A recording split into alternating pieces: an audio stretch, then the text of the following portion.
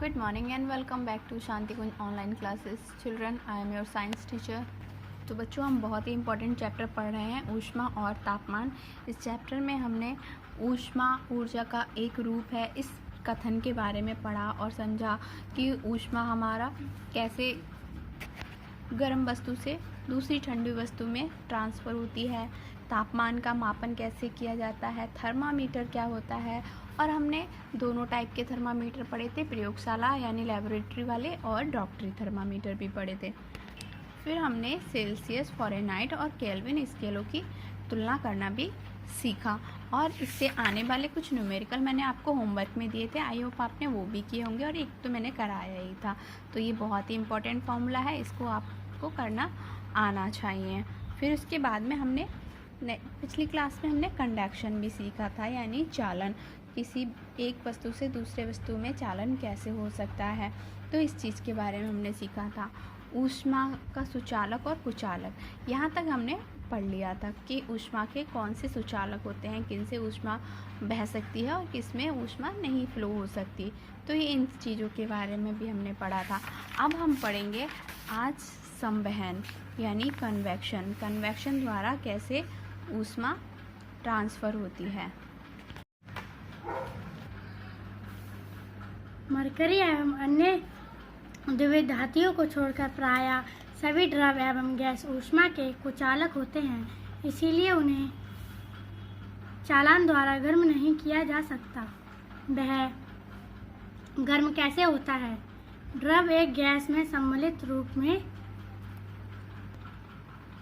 तरल कहा जाता है क्योंकि उसमें बहने की प्रवृत्ति पाई जाती है।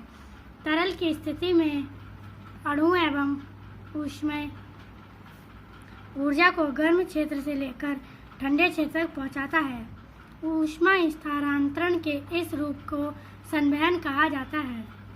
संवहन में तरल के भीतर जैसे कि वायु या जल में संवहन धारा स्थापित हो जाती है। उदाहरण के लिए,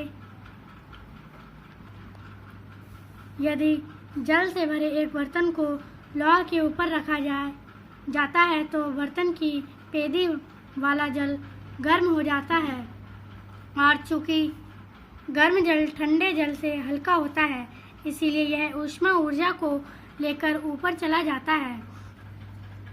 फलस्वरूप ठंडा एवं घना जल पेंदी में चला आता है और ऊष्मा पाकर गर्म हो जाता है। ये प्रक्रिया चलती रहती है तथा बर्तन का संपूर्ण जल गर्म हो जाता है।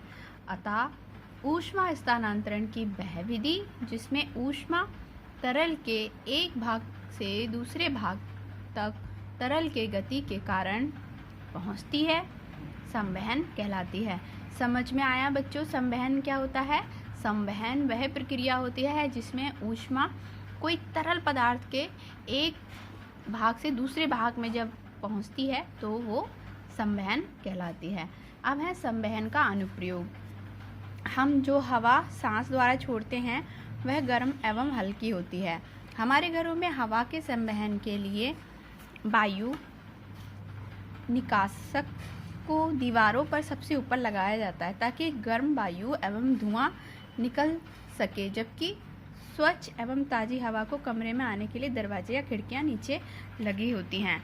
तो वायु निकासक यानी एग्जॉस्ट फैन जो लगा होता है, सबसे ऊपर लगा होता है ना, तो वो क्यों होता है? इसीलिए होता है ताकि जो गर्म हवाएं होती हैं वो घर से बाहर निकलती रहें और ताज़ा हवा खिड़कियां या दरवाजों से आती रहें। सर्दी में अधिकांश होटलों एवं घरों को केंद्रीय रूप में गर्म किया जाता है, जो संवहन धारा के सिद्धांत पर ही आधारित होता है। दिन के समय भूमि समुद्री क्षेत्र समुद्री जल की तुलना में जल्दी गर्म हो जाता है। ऐसा इसलिए होता है क्योंकि जल की विशिष्ट ऊष्मा धारिता रेत एवं भूमि के तुलना में अधिक है।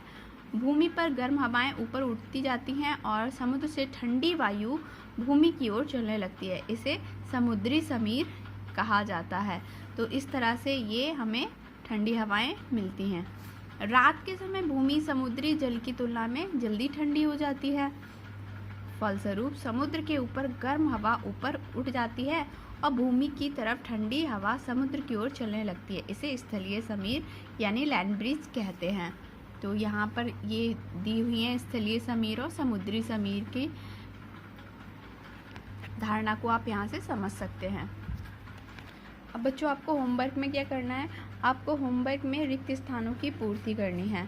तो पहला है, इसमें आपको लिखना है गर्म हो जाता है और इसमें यांत्रिक ऊर्जा ऊष्मीय ऊर्जा में बदल जाती है। दूसरे में आपको लिखना है हमें ठंडा महसूस होता है। तीसरे में लिखना है गैलीलियो द्वारा विकसित किया गया था। चौथे में आपको लिखना है -10 डिग्री सेंटीग्रेड से 110 डिग्री सेंटीग्रेड तक होता है इसका प्रसार। फिर पाँचवें में थर्मामीटर का मुड़ा भाग संकीर्ण कहलाता है। छठे में उच्चतम बिंदु लिखना है। तो बच्चों इतना आपको होमवर्क में वर्क करना है। नेक्स्ट क्लास में हम इसके आगे के क्वेश्चन आंसर करेंगे। तब तक के लिए बाय बाय।